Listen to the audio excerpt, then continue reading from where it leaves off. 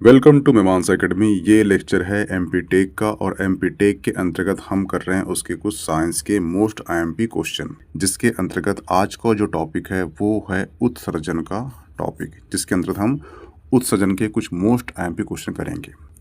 पहला क्वेश्चन है, एल्कोहल के निरावेशन के लिए निम्नलिखित में से मानव अंग में कौन उत्तरदायी होता है। ध्यान रखना, जो यकृत है वो एल्कोहल के निरावसन के लिए उत्तरदायी होता है। यकृत जटिल रासायनिक क्रियाओं के माध्यम से हानिकारक तत्वों को निरावसन करता है। इसका आंसर क्या होगा? ऑप्शन ए, यकृत। नेक्स्ट क्वेश्चन है, एक स्वस्थ मनुष्य एक दिन में निम्नलिखित मात्रा में पेशाब करता है। तो एक स्वस्थ मनुष्य एक दिन में लगभग 1.5 लीटर पेशाब करता है। इसका आंसर क्या होगा? Option A. ध्यान रखना, जो मूत्र होता है ये अम्लीय होता है। अम्लीय क्यों होता है? क्योंकि इसका जो पीएच मान होता है वो 6.0 होता है, इसलिए अम्लीय होता है।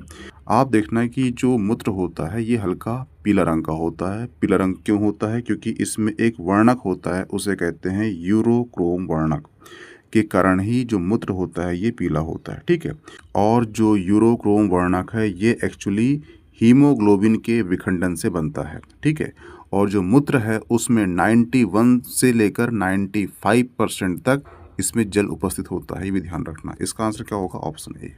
नेक्स्ट क्वेश्चन है, मानव मूत्र का पीला रंग एक वर्णक के कारण होता है, जिसे कहते हैं ऑप्शन बी, यूरोक्रोम। बनता कैसे है? हीमोग्लोबिन के विखंडन के फलस्वरूप बनता है। जो मूत्र होता है इसका पीएच मान क्या होता है? 6.0%। और जो मूत्र होता है ये अम्लीय होता है। क्यों होता है? कि इसका पीएच मान 6 होता है, इसलिए। और जो मूत्र है इसमें 91 से लेकर 96% तक क्या होता है? ये जल होता है, भी ध्यान रखना। नेक्स्ट क्वेश्चन है, मनुष्य शरीर में खून की शुद्धिकरण की प्रक्रिया को क्या कहते हैं? तो ध्यान रखना, मनुष्य शरीर में खून की शुद्धिकरण की प्रक्रिया को क्या कहते हैं? वो कहते हैं ऑप्शन ए, डायलिसिस कहते हैं। संपूर्ण मानव शरीर का जो रक्त है वो एक्चुअली वृक्क यानी कि किडनी के माध्यम से शुद्ध होता है, ध्यान रखना। जो किडनी है ये मानव रक्त में उपस्थित नाइट्रोजन यौगिक, यूरिया और यूरिक अम्ल को ये अलग अलग यानी कि पृथक करने का कार्य करता है। इसका आंसर क्या होगा? Option A, dialysis. Next question है, डायलिसिस किससे संबंधित है? तो ध्यान रखना, जो डायलिसिस है ये एक कृत्रिम वक्र के रूप में कार्य करता है। और ये कब करता है? जब दोनों वक्र यानी दोनों किडनी अपना कार्य करना बंद कर देती है, तब जो कृत्रिम रूप से डायलिसिस कराया जाता है। इसका संबंध किससे है? इसका संबंध होगा ऑप्शन बी से। हुआ क्लियर? नेक्स्ट क्वेश्चन, निम्नलिखित में से कौन सा सही है बोल रहा है। ठीक है, फर्स्ट कथन है, शरीर में सारा रक्त किडनी के माध्यम से मिल जाता है। दूसरा है, शरीर में सारा रक्त किडनी के माध्यम से गुजरता है। ऑप्शन सी है, शरीर में सारा रक्त किडनी के माध्यम से शुद्ध होता है। यहाँ पूछा है सही है, तो इसका ऑप्शन क्या होगा? ऑप्शन सी सही होगा। ठीक है, जो मानव का संपूर्ण शरीर है उसमें जो रक्त है, उसमें जो रक्त में जो अशुद्धियाँ होती है, उस अशुद्धियों को शुद्ध करने के लिए हम किडनी का उपयोग करते हैं। यानी किडनी का मेन कार्य क्या है? रक्त को शुद्ध करना। हुआ क्लियर? रक्त में एक्चुअली क्या होता है? नाइट्रोजन यौगिक, यूरिया, यूरिक और यूरिक अम्ल होता है। इसे पृथक करने का जो कार्य है ये एक्चुअली किडनी के माध्यम से होता है। हुआ क्लियर? इसका आंसर क्या होगा? ऑप्शन सी सही होगा। नेक्स्ट क्वेश्चन है, मानव में गुर्दे निम्नलिखित में से किस प्रणाली के अंग हैं?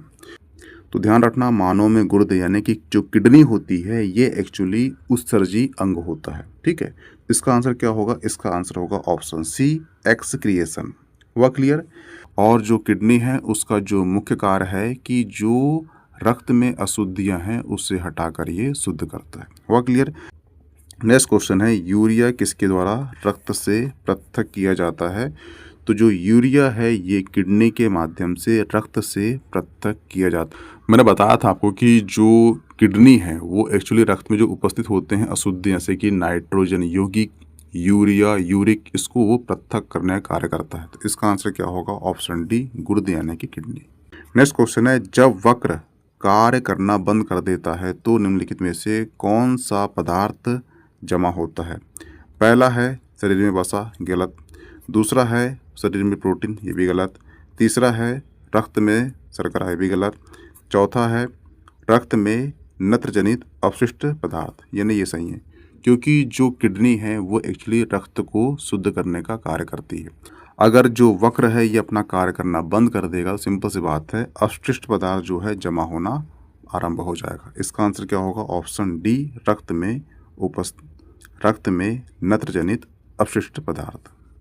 नेक्स्ट क्वेश्चन है, निम्नलिखित में से कौन सा मानव गुर्दे का सामान्य कार्य नहीं है? बोल रहा है, क्या बोल रहा है? नहीं है। पहला ऑप्शन है रक्त में जल की मात्रा नियंत्रण करना। दूसरा है रक्त में शर्करा की मात्रा नियंत्रण करना। तो ध्यान रखना, बॉडी का एक पार्ट होता है वो होता है अग्नाशय। अग्नाशय से जो हार्मोन्स निकलता है उसका नाम है इंसुलिन, और जो इंसुलिन है ये रक्त में शर्करा की मात्रा को नियंत्रण करता है। हुआ क्लियर? तो इसमें क्या पूछा है, कौन सा नहीं है? तो ये रक्त में शर्करा की मात्रा वाला जो कथन है ये गलत हो जाएगा, यानी ये नहीं है। तो ये सही होगा क्योंकि जो याला काम है ये कौन करता है? अग्नाशय से एक हार्मोन्स निकलता है उसे बोलते हैं इंसुलिन। इंसुलिन कार्य है, ये किडनी कार्य नहीं है। तो यहाँ पूछा है कौन सा किडनी कार्य नहीं है, तो ऑप्शन बी सही होगा। हुआ क्लियर? नेक्स्ट क्वेश्चन है, मानव वक्र किडनी स्टोन में पाया जाने वाला प्रमुख रासायनिक यौगिक है।